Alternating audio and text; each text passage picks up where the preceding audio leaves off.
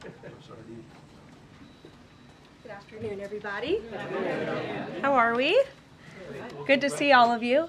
It's an honor to be here with all of you. A lot of familiar faces in the room, a lot of new faces. And President Trump is back, and the golden age of America has most definitely begun. The Senate has already confirmed 5 of President Trump's exceptional cabinet nominees: Secretary of State Marco Rubio, Defense Secretary Pete Hegseth, CIA Director John Ratcliffe, Homeland Security Secretary Kristi Noem, and Treasury Secretary Scott Bessent. It is imperative that the Senate continues to confirm the remainder of the president's well-qualified nominees as quickly as possible. As you have seen during the past week, President Trump is hard at work fulfilling the promises that he made to the American people on the campaign trail. Since taking the oath of office, President Trump has taken more than 300 executive actions, secured nearly $1 trillion in U.S. investments, deported illegal alien rapists, gang members, and suspected terrorists from our homeland, and restored common sense to the federal government. I want to take a moment to go through some of these extraordinary actions. On day 1, President Trump declared a national emergency at our southern border to end the 4-year-long invasion of illegal aliens under the previous administration. Additionally, President Trump signed an executive order to end catch and release and finish construction of his effective border wall. By using every lever of his federal power, President Trump has sent a loud and clear message to the entire world. America will no longer tolerate illegal immigration, and this president expects that every nation on this planet will cooperate with the repatriation of their citizens. As proven by this weekend, when President Trump swiftly directed his team to issue harsh and effective sanctions and tariffs on the Colombian government, upon hearing they were denied a U.S. military aircraft full of their own citizens who were deported by this administration. Within hours, the Colombian government agreed to all of President Trump's demands, proving America is once again respected on the world stage. So, to foreign nationals who are thinking about trying to illegally enter the United States, think again. Under this president, you will be detained and you will be deported. Every day, Americans are safer because of the violent criminals that President Trump's administration is removing from our communities. On January 23rd, ICE New York arrested a Turkish national for entry without inspection who is a known or suspected terrorist.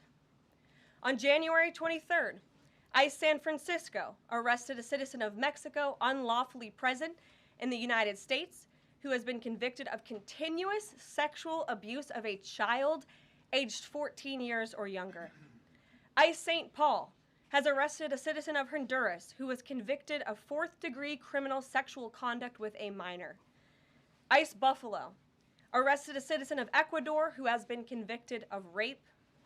ICE Boston arrested a citizen of the Dominican Republic who has a criminal conviction for 2nd-degree murder.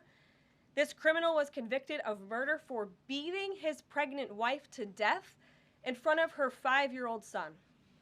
And ICE St. Paul also arrested a citizen of Mexico who was convicted of possessing pornographic material of a minor on a work computer. These are the heinous individuals that this administration is removing from American communities every single day, and to the brave state and local law enforcement officers, CBP, and ICE agents who are helping in the facilitation of this deportation operation, President Trump has your back, and he is grateful for your hard work. On the economic front, President Trump took immediate action to lower costs for families who are suffering from 4 long years of the Biden administration's destructive and inflationary policies. President Trump ordered the heads of all executive departments and agencies to help deliver emergency price relief to the American people, untangle our economy from Biden's regulatory constraints, and end the reckless war on American energy. President Trump also signed sweeping executive orders to end the weaponization of government and restore common sense to the federal bureaucracy. He directed all federal agencies to terminate illegal diversity, equity, and inclusion programs to help return America to a merit-based society. President Trump also signed an executive order declaring It is now the policy of the federal government that there are only two sexes, male and female. Sanity has been restored. Before I take your questions, I would like to point out to all of you once again have access to the most transparent and accessible president in American history. There has never been a president who communicates with the American people and the American press corps as openly and authentically as the 45th and now 47th president of the United States.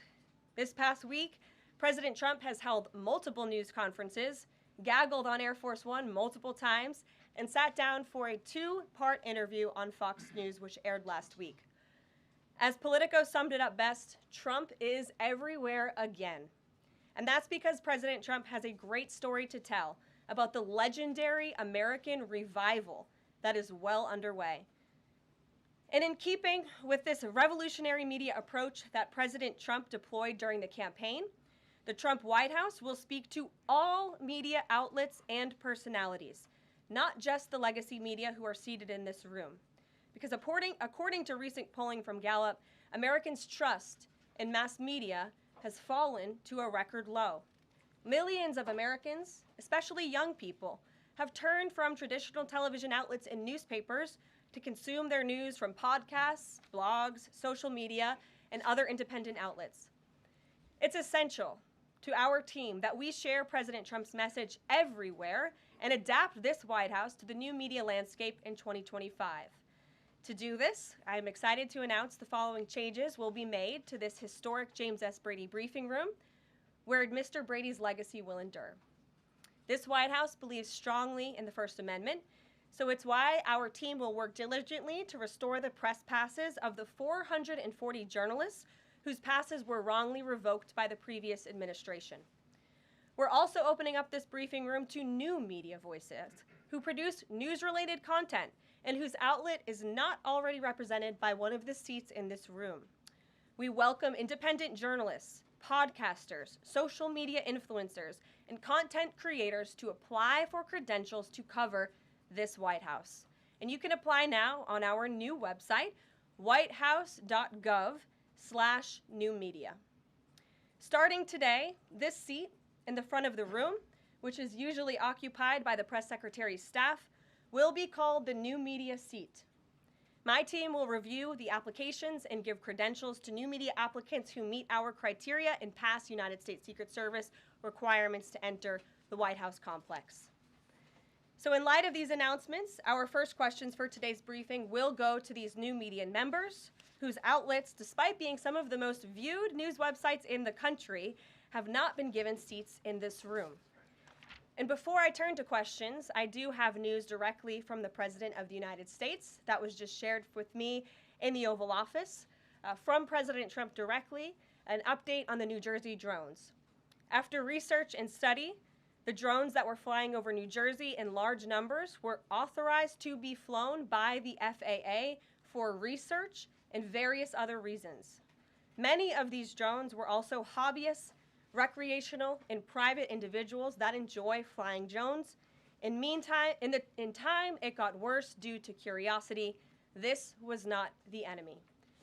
A statement from the President of the United States to start this briefing with some news. And with that, I will turn it over to questions. And we will begin with our new media members, Mike Allen from Axios, Matt Boyle from Breitbart. Mike, why don't you go ahead? Thank you very much. Karoline, does the President see anything fishy about DeepSeek, either its origins or its cost? And could China's ability to make these models quicker, cheaper, affect our thinking about expanding generation data centers, chip manufacturing? Sure. The President was asked about DeepSeek last night on Air Force One when he gaggled for, I think, the third or fourth time throughout the weekend with members of the traveling press corps. The President said that he believes that this is a wake-up call to the American AI industry. The last administration sat on their hands and allowed China to rapidly develop this AI program. And so President Trump believes in restoring American AI dominance. And that's why he took very strong executive action this past week to sign executive orders to roll back some of the onerous regulations on the AI industry. And President Trump has also proudly appointed the first AI and crypto czar at this White House, David Sachs, whom I spoke with yesterday, very knowledgeable on this subject, and his team is here working every single day to ensure American AI dominance. As for the national security implications, I spoke with NSC this morning. They are looking into what those may be, and when I have an update, I will share it with you, Mike. And Karoline, you say restore U.S. dominance. Is there a fear that the U.S. either is fallen or has fallen behind? And how would the president make sure the U.S. stays ahead? No, the president is confident that we will restore American dominance in AI. Yeah, Matt. so Karoline, first off, thank you to you and President Trump for actually giving voices to new media outlets that represent millions and millions of Americans. The thing I would add, I've got a two-part question for you. The first is just can you expand upon what steps the White House is going to take to bring more voices, not less, which is what our founder Andrew Breitbart believed in, into this room where they rightfully belong? Yeah. Absolutely. And as I said in my opening statement, Matt, it is a priority of this White House to honor the First Amendment. And it is a fact that Americans are consuming their news media from various different platforms, especially young people. And as the youngest press secretary in history, thanks to President Trump, I take great pride in opening up this room to new media voices to share the president's message with as many Americans as possible. In doing so, number one, we will ensure that outlets like yours, Axios and Breitbart, which are widely respected and viewed outlets, have an actual seat in this room every day. We also, again, encourage anybody in this country, whether you are a TikTok content creator, a blogger, a podcaster, if you are producing legitimate news content, no matter the medium, you will be allowed to apply for press credentials to this White House. And as I said earlier, our new media website is whitehouse.gov/new media. And so we encourage people to apply. Again, as long as you are creating news-related content of the day and you're a legitimate independent journalist, you're welcome to cover this White House. And secondly, Karoline, you said you laid out several of the actions that President Trump has taken. Obviously, it's a stark contrast to the previous administration and breakneck speed from President Trump.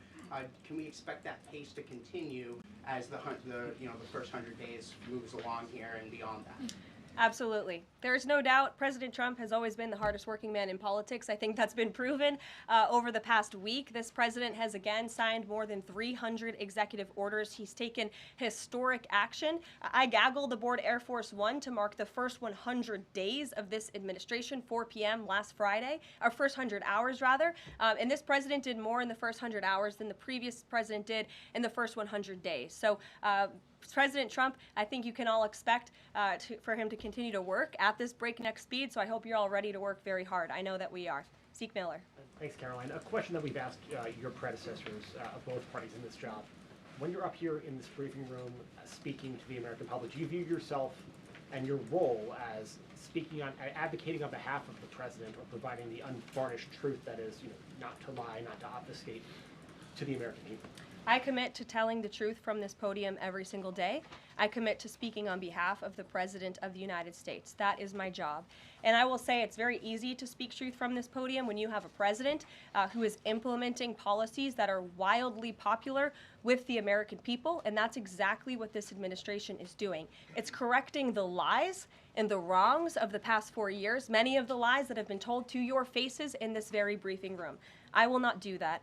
But since you brought up truth, Zeke, I would like to point out, while I vowed to provide the truth from this podium, we ask that all of you in this room hold yourselves to that same standard. We know for a fact there have been lies that have been pushed by many legacy media outlets in this country about this president, about his family, and we will not accept that. We will call you out when we feel that your reporting is wrong or there is misinformation about this White House. So yes, I will hold myself to the truth, and I expect everyone in this room to do the same. And Karoline, just on a substantive question, yesterday the White House Office of Management and Budget directed across the board freeze, with some exceptions for individual assistance, we understand, to federal grants. It's caused a lot of confusion around the country among Head Start providers, among providers services to homeless veterans, Medicaid providers, states saying they're having trouble accessing the portal. Could you help us clear up some of the confusion, Yes. give some certainty to folks, and also, is that uncertainty, how does that uncertainty service the president's voters? Well, I think there's only uncertainty in this room amongst the media. There's no uncertainty in this building. So let me provide the certainty and the clarity that all of you need. This is not a blanket pause on federal assistance and grant programs from the Trump administration. Individual assistance, that includes, I'm not naming everything that's included, but just to give you a few examples, Social Security benefits, Medicare benefits, food stamps, welfare benefits, assistance that is going directly to individuals will not be impacted by this pause. And I want to make that very clear to any Americans who are watching at home who may be a little bit confused about some of the media reporting. This administration, if you are receiving individual assistance from the federal government, you will still continue to receive that. However, it is the responsibility of this president and this administration to be good stewards of taxpayer dollars. That is something that President Trump campaigned on. That's why he has launched DOGE, the Department of Government Efficiency, who is working alongside OMB. And that's why OMB sent out this memo last night, because the president signed an executive order directing OMB to do just this. And the reason for this is to ensure that every penny that is going out the door is not conflicting with the executive orders and actions that this president has taken. So what does this pause mean? It means no more funding for illegal DEI programs. It means no more funding for the Green New scam that has cost American taxpayers tens of billions of dollars. It means no more funding for transgenderism and wokeness across our federal bureaucracy and agencies. No more funding for Green New Deal social engineering policies. Again, people who are receiving individual assistance, you will continue to receive that. And President Trump is looking out for you by issuing this pause because he is being good steward of your taxpayer dollars. Thanks, Caroline. Sure. How long is this pause going to last, and how is the Trump administration recommending that organizations that rely on federal funding make payroll, pay their rent in the meantime?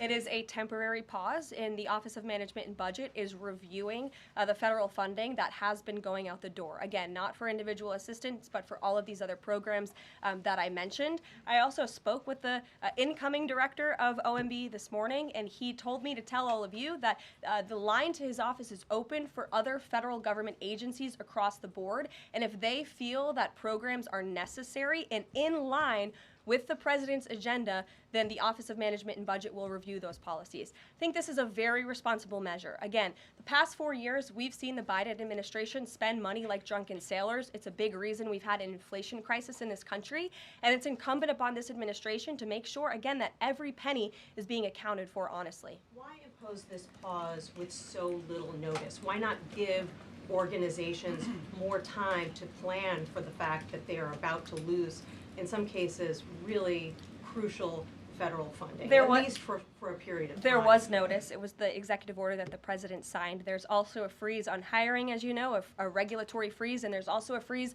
on foreign aid. And this is, again, incredibly important to ensure that this administration is taking into consideration how hard the American people are working. And their tax dollars actually matter to this administration. You know, just during this pause, DOGE and OMB have actually found that there was $37 million that was about to go out the door to the World Health Organization, which is an organization, as you all know, that President Trump, with the swipe of his pen in that executive order, is no longer wants the United States to be a part of. So that wouldn't be in line with the president's agenda.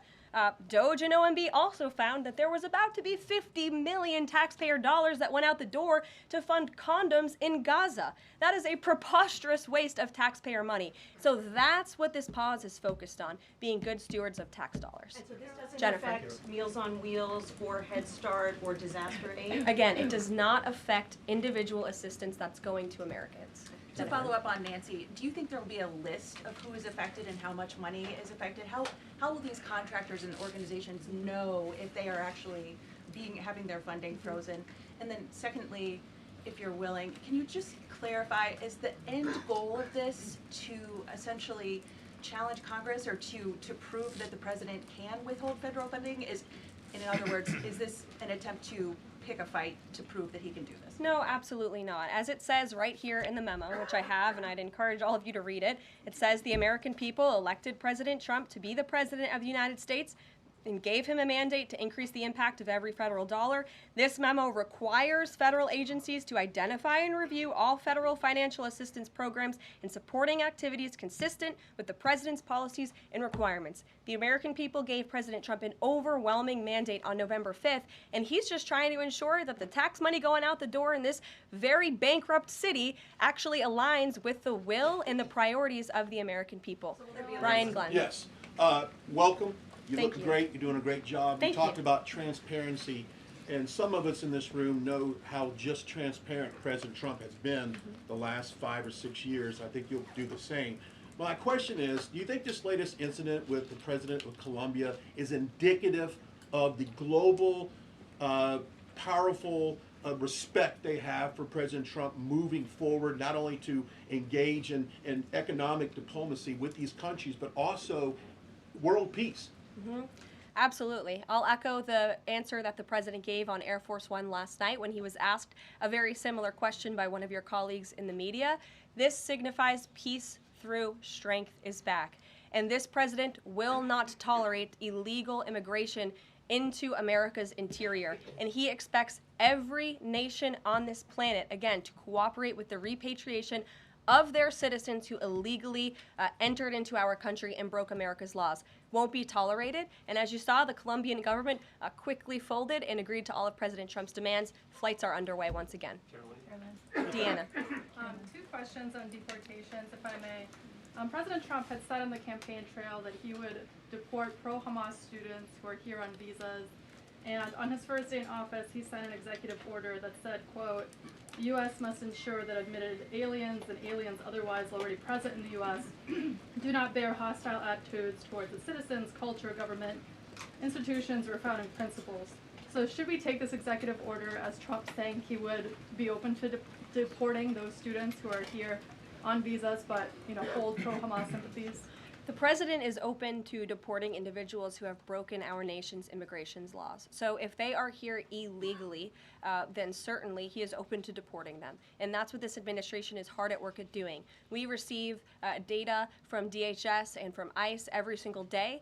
From what we hear on the ground, ICE agents are feeling incredibly empowered right now because they actually have a leader in this building who is supporting them in doing their jobs that they were hired to do, which is to detain, arrest, and deport illegal criminals who have invaded our nation's borders over the past 4 years. That's what the president is committed to seeing. Peter. Caroline, I can ask you very quickly, just following up on the question on immigration first. President Trump, during the course of the campaign in 2024, said the following about illegal immigration. He said, they're going back home where they belong, and we start with the criminals. There are many, many criminals. NBC News has learned that ICE arrested 1,179 undocumented immigrants on Sunday, but nearly half of them, 566 of the migrants, appear to have no prior criminal record besides entering the country illegally. Is the president still focused exclusively, which is a civil crime, it's not criminal?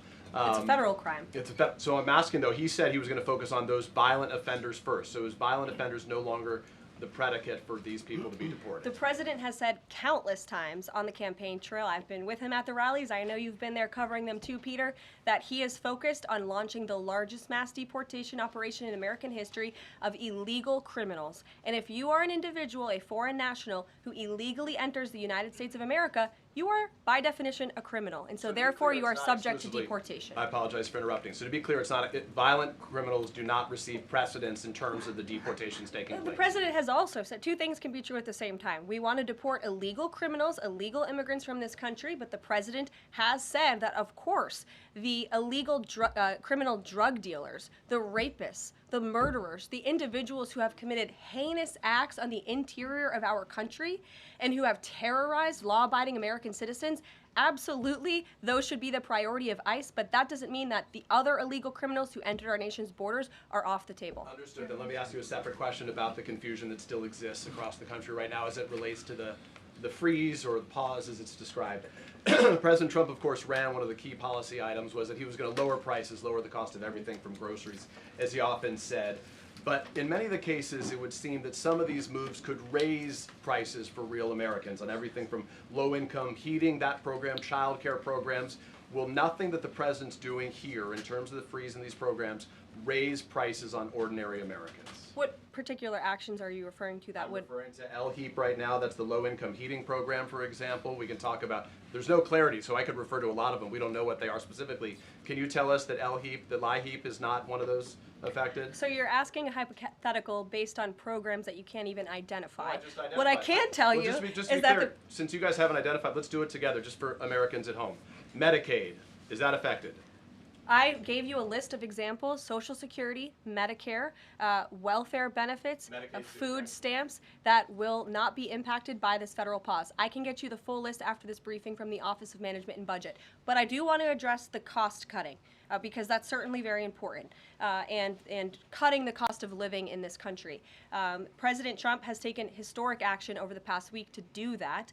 He actually signed a memorandum to deliver emergency price relief for American families, which took a number of actions. I can walk you through those. He also repealed many onerous Biden administration regulations. We know over the past 4 years, American households has been essentially taxed $55,000 in regulations from the previous administration. President Trump, with the swipe of his pen, rescinded those, which will ultimately put more money back in the pockets of the American people. So deregulation is a big deal. And then when it comes to energy, I mean, the president signed an executive order to declare a national energy emergency here at home, which is going to make America energy dominant. We know that energy is one of the #1 drivers of inflation. And so that's why the president wants to increase our energy supply to bring down costs for Americans. The Trump energy boom is incoming, and Americans can expect that. Please share that memo. Thank you. Caroline, I think some of the confusion, I think, may be here with this pause on federal funding. You've made it clear you're not stopping funds that go directly to individuals, but there certainly are lots of organizations that receive funding and then may pass along a benefit. Meals on Wheels, for one. They provide meals for over 2.2 million seniors. What is the president's message to Americans out there, many of whom supported him and voted for him, who are concerned that this is going to impact them directly, even if, as you said, the funding isn't coming directly to their wallet? I have now been asked and answered this question 4 times. To individuals at home who receive direct assistance from the federal government, you will not be impacted by this federal freeze. In fact, OMB just sent out a memo to Capitol Hill with Q&A to clarify some of the questions and the answers that all of you are asking me right now. Again, direct assistance will not be impacted. I've been asked and answered about this OMB memo. There's many other topics of the day. Jackie But Heinrich. indirect assistance, Caroline, if it's going to another organization and then trickling down. Direct assistance that is in the hands of the American people will not be impacted. Again, as I said to Peter, we will continue to provide that list as it comes to fruition. But OMB right now is focused on analyzing the federal government's spending, which is exactly what the American people elected President Trump to do. And one question on immigration, Caroline, on immigration. Of the 3,500 arrests ICE has made so far since President Trump came back into office, can you just tell us the numbers? How many have a criminal record versus those who are just in the country illegally? All of them, because they illegally broke our nation's laws and therefore they are criminals as far as this administration goes. I know the last administration didn't see it that way, so it's a big culture shift in our nation to view someone who breaks our immigration laws as a criminal, but that's exactly what they are. You may have to kind of point with the worst first. They all have a criminal record? And welcome to the briefing If they room. broke our nation's laws, yes, they are criminal. Yes. Thank you. On stripping security details for figures like John Bolton, Pompeo, Brian Hook, Senator Tom Cotton said that he's seen the intelligence and the threat from Iran is real for anyone who played a role in the Soleimani strike. He voiced concern it wouldn't just impact those individuals, but potentially their family, innocent bystanders, friends, anyone who's near them when they're out in public. Is the president open to reconsidering his decision? The president was asked and answered this yesterday, and he was firm in his decision despite some of the comments that you had referenced, and he's made it very clear that he does not believe American taxpayers should fund security details for individuals who have served in the government for the rest of their lives, and there's nothing stopping these individuals that you mentioned from obtaining private security. That's where the president stands on it. I have no updates on that. Is there any concern that this decision might jeopardize the administration's ability to hire the best advisors for these kinds of positions in the future? No, in fact, I've talked to the Presidential Personnel Office, who has told me directly that there is such an influx of resumes for this administration that it's incredibly overwhelming. There is no lack of talent for the Trump administration. Reagan Reed. Would he take any responsibility if anything happened to these people? Would he feel at all that his decision was a factor in that? The president was asked and answered this yesterday. I defer you to his comments. Caroline. Reagan, since you're in the back row, I hear you. The back row hasn't gotten much attention in the last 4 years, so I'm happy to answer your question. I can project. Does the president intend to permanently cut off funding to NGOs that are bringing illegal foreign nationals to the country, such as Catholic Charities? I am actually quite certain that the president signed an executive order that did just that, and I can point you to that. One more, Karoline. President Trump issued an executive order on increased vetting for refugees in visa applications. Right. Part of that order was considering an outright ban for countries that have deficient screening processes. Has the president considered yet which countries might fall into this category, or countries like Afghanistan or Syria under consideration for a full ban? Yeah, so the president signed an executive order to streamline the vetting for visa applicants and for illegal immigrants in this country who are coming, of course, from other nations. It also directed the Secretary of State to review the process and make sure that other countries around the world are being completely transparent with our nation and the individuals that they are sending here. And so the Secretary of State has been directed to report back to the president. I haven't seen that report yet. We've only been here for a few days. Caroline, sure. One on the freeze in federal funding. Who advised the president on the legality of telling government agencies that they don't have to spend money that was already appropriated by Congress? Well, as the OMB memo states, this is certainly within the confines of the law. So White House counsel's office believes that this is within the president's power to do it, and therefore he's doing it. Okay, so they disagree with lawmakers who say that they don't have the power to freeze this funding. Again, I would point you to the language in the memo that clearly states this is within the law. And on what happened on Friday night, the administration fired several inspectors general without giving Congress the 30-day legally required notification that they were being fired. I think only 2 were left at DHS and the DOJ. And then yesterday we saw several prosecutors, I believe 12, fired from the Justice Department who worked on the investigations into the president. As you know, they are career prosecutors, therefore they are afforded civil service protections. How is the administration deciding which laws to follow and which ones to ignore? So it is the belief of this White House and the White House counsel's office that the president was within his executive authority to do that. He is the executive of the executive branch, and therefore he has the power to fire anyone within the executive branch that he wishes to. There's also a case that went before the Supreme Court in 2020, Scala Law LLC versus the Customs, Bureau Protection. I would advise you to look at that case, and that's the legality that this White House was resting So on. you're confident that if they bring lawsuits against you, those prosecutors who were fired, that they will succeed? We will win in court, And yes. did he personally direct this, given they worked on the classified documents investigation and the election interference investigation? This was a memo that went out by the Presidential Personnel Office, and the president is the leader of this White House, so yes. Yes, it came from this Caroline? Sure. Thank you. Congrats on your first day behind the podium. Thank you. President Trump ended funding for UNRWA and also designated the Houthis a foreign terrorist organization. That's right. Both were decisions that the previous administration had reversed. So here's my question. Will there be an investigation into who gave the previous administration this terrible advice? Well, that's a very good point. I haven't heard discussions about such an investigation, but it wouldn't be a bad idea considering that the Houthis certainly are terrorists. They have launched attacks on U.S. naval ships across this world, and so I think it was a very wise move by this administration to redesignate them as a terrorist group, because they are, and I think it was a foolish decision by the previous administration to do so. As for an investigation, I'm not sure about that, but it's not a bad idea. Josh. Thank you for the question. I appreciate it. Can you give us an update on the president's plans for his tariff agenda? He spoke a lot about this yesterday, and there's a couple of dates coming up that he's spoken to. Number one, February 1st, he's alluded to both the potential for tariffs for Canada and Mexico, but also China to take effect on those days. What's he thinking about that? Yeah. Should those countries expect that? Again, he was asked and answered this question this past weekend when he took a lot of questions from the press, and he said that the February 1st date for Canada and Mexico still holds. What about the China 10% tariff that he also had mused about last Tuesday going into effect on the same date? Yeah, the president has said that he is very much still considering that for February 1st. Separately, yesterday he talked also about sectoral tariffs on, for instance, pharmaceuticals as well as semiconductor computer chips. He talked about steel, aluminum, and copper. What's the timeline on those? Is that a similar sort of coming days thing? Yeah, so when the president talked about that in his speech yesterday, that actually wasn't a new announcement. That was within a presidential memorandum that he signed in one of the first days here in the White House on his America First trade agenda. So there's more details on those tariffs in there. As far as a date, I don't have a specific date to read out to you, but the president is committed to implementing tariffs effectively, just like he did in his first term. Finally, he also was asked on the plane when he gaggled about the potential for a universal tariff. He was asked maybe about 2.5%. Yeah. There was a report about that. He said he wanted much bigger than that. Should we understand that these tariffs would add up? You know, in other words, you might have country-specific tariffs like Canada, Mexico, China. You might have sectoral tariffs like on pharmaceuticals, as well as a potential universal tariff on top of that. Do these stack on one or the other, or would one sort of take precedence over another?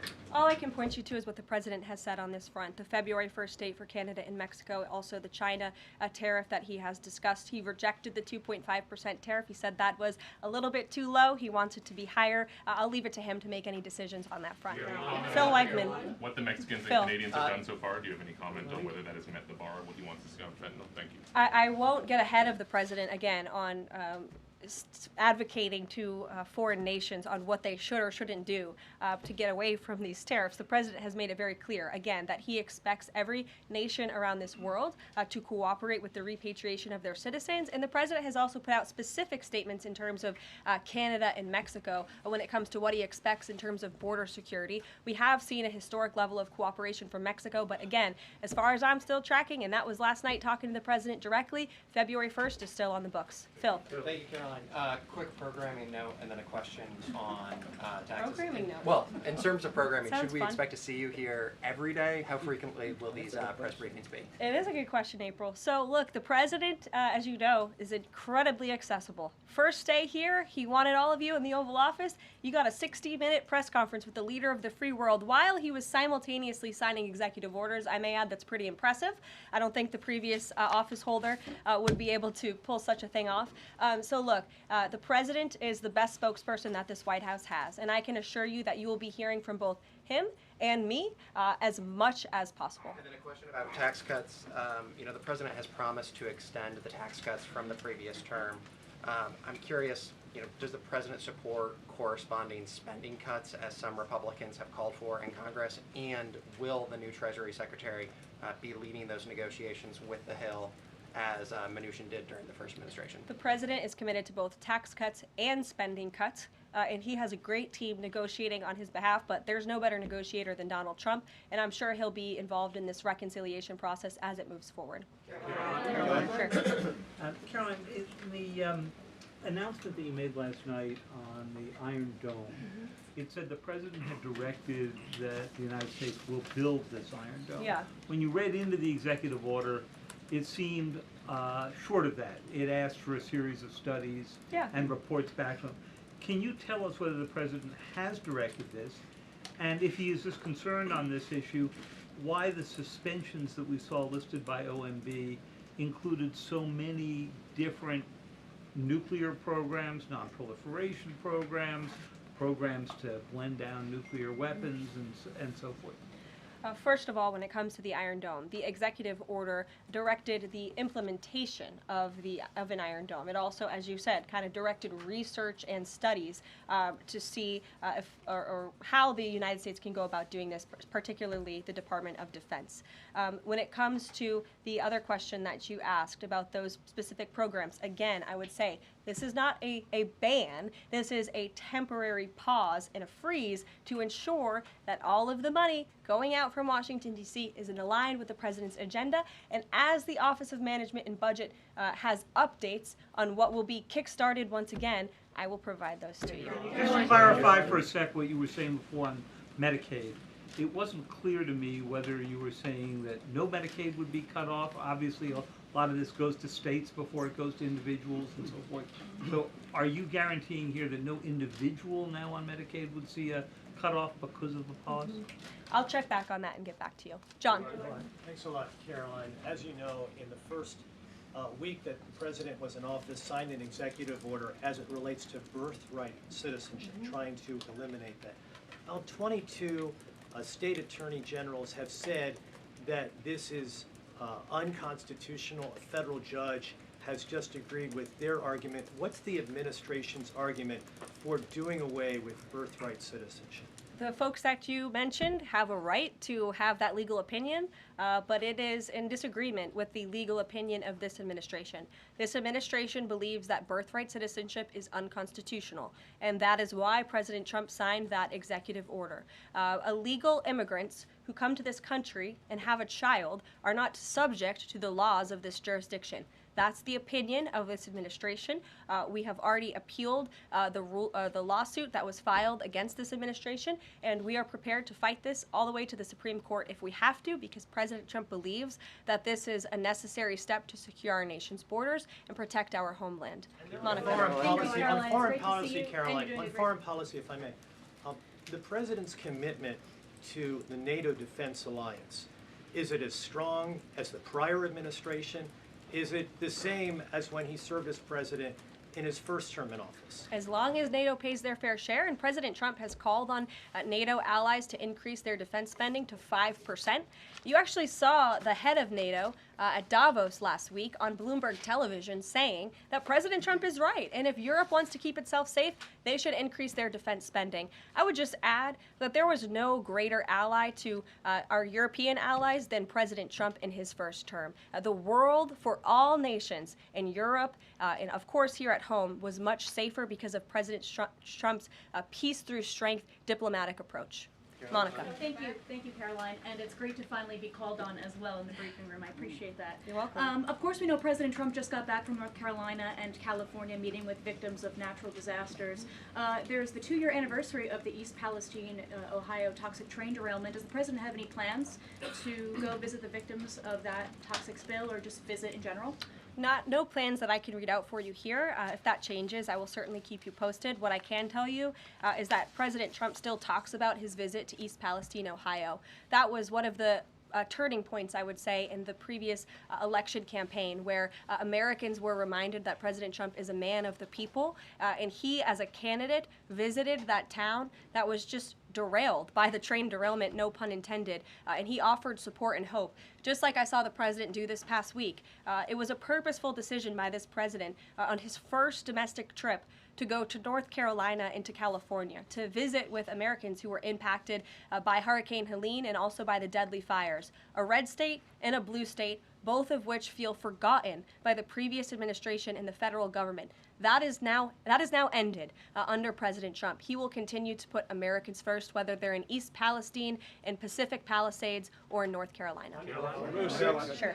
Thank you, Caroline. On California, could you please clarify what the military did with the water last night as referenced in the president's Truth Social post? The water has been turned back on in California, and this comes just days after President Trump visited Pacific Palisades, and as you all saw, applied tremendous pressure on state and local officials in Pacific Palisades, including Los Angeles Mayor Karen Bass, to turn on the water and to direct that water to places in the south and in the middle of the state that have been incredibly dry, which has led to the expansion, the rapid expansion of these fires. So could you clarify what the military's role was, where the water came from, and how it got there? Again, the Army Corps of Engineers has been on the ground in California to respond to the devastation from these wildfires, and I would point out that just days after President Trump visited the devastation from these fires, the water was turned on. That is because of the pressure campaign he put on state and local officials there who clearly lack all common sense. And I will never forget being at that roundtable with the president last week and hearing the frustration in the voices of Pacific Palisades residents who feel as though their government has just gone insane. Before President Trump showed up on the scene, Karen Bass was telling private property owners that they would have to wait 18 months to access their private property. So this administration, the president and his team that's on the ground in California, Rick Grinnell, who he has designated to oversee this great crisis, it will continue to put pressure on Karen Bass and state and local officials to allow residents to access their properties. This is a huge part of it. These residents want to take part in their own clearing out of their properties. They should be able to do that. It's the United States of America. What happened to our freedom? Clearly it's gone in California, but not anymore under President Trump. April. Caroline, welcome to the briefing room. Thank you. Several questions, one on the pause. Will minority-serving institutions, preferably colleges and universities, have those monies held back temporarily at this moment? Again, I have not seen the entire list because this memo was just sent out. So I will provide you all with updates as we receive them, okay? Also, secondly, when it comes to immigration, there is this southern border focus. What happens to those who've overstayed their visas? That is part of the broken immigration system. In 2023, there was a report by the Biden administration, the Homeland Security Department. It said overstays of visas were 3 times more than usual. Will there be a focus on the overstays for visas as well? If an individual is overstaying their visa, they are therefore an illegal immigrant residing in this country, and they are subject to deportation. And also, lastly, as we're dealing with anti-DEI, anti-woke efforts, we understand this administration is thinking about celebrating Black History Month. Have you got any word on that? Anything that you can offer to us? As far as I know, this White House certainly still intends to celebrate, and we will continue to celebrate American history and the contributions that all Americans, regardless of race, religion, or creed, have made to our great country, and America is back. Christian Day Talk. Thanks, Caroline. Just real quick, you mentioned the inflation executive order the president signed, but egg prices have skyrocketed since President Trump took office, so what specifically is he doing to lower those costs for Americans? Really glad you brought this up, because there is a lot of reporting out there that is putting the onus on this White House for the increased cost of eggs. I would like to point out to each and every one of you that in 2024, when Joe Biden was in the Oval Office, or upstairs in the residence sleeping, I'm not so sure, egg prices increased 65% in this country. We also have seen the cost of everything, not just eggs. Bacon, groceries, gasoline have increased because of the inflationary policies of the last administration. As far as the egg shortage, what's also contributing to that is that the Biden administration and the Department of Agriculture directed the mass killing of more than 100 million chickens, which has led to a lack of chicken supply in this country, therefore a lack of egg supply, which is leading to the shortage. So I will leave you with this point. This is an example of why it's so incredibly important that the Senate moves swiftly to confirm all of President Trump's nominees, including his nominee for the United States Department of Agriculture, Brooke Rollins, who is already speaking with Kevin Hassett, who's leading the economic team here at the White House, on how we can address the egg shortage in this country. As for costs, I laid out the plethora of ways that President Trump has addressed saving costs for the American people over the past week. He looks forward to continuing to doing that in the days ahead. Thank you guys so much. We'll see you soon. Are Medicaid portals down in all 50 states?